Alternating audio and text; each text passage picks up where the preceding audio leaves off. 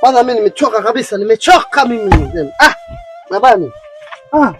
Kwanza mimi alimuona anivuruga sana. Kwa sababu yaani kila siku ni michango, shule michango, matatizo yasiyokwisha. Mimi nimechoka. Mara 300. Kila siku 300 nyinyi herufu kila siku, herufu hiyo. Herufu.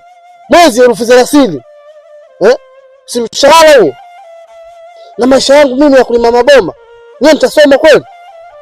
Mara michango kibao isiyoisha.